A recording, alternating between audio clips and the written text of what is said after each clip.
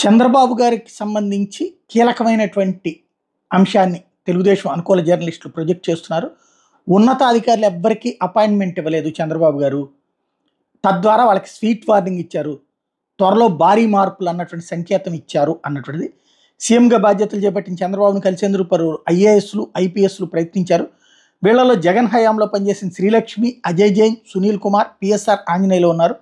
అయితే వీళ్ళకు చంద్రబాబు వాళ్ళు ఇచ్చినటువంటి బొకేను కూడా తీసుకోలేదు వీళ్ళ నుండి.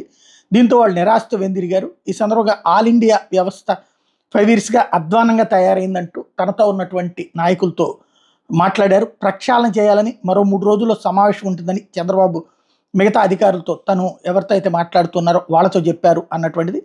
అదే సందర్భంలో ఓవరాల్గా చూసుకుంటే చంద్రబాబు గారు అయితే కఠినంగా ఉన్నారు. ఈ దఫా ఎట్టి పరిస్థితుల్లో ఉపేక్షించేటందుకు సిద్ధంగా లేరు అన్నటువంటి అంశం తేల్చి చెప్తున్నారు.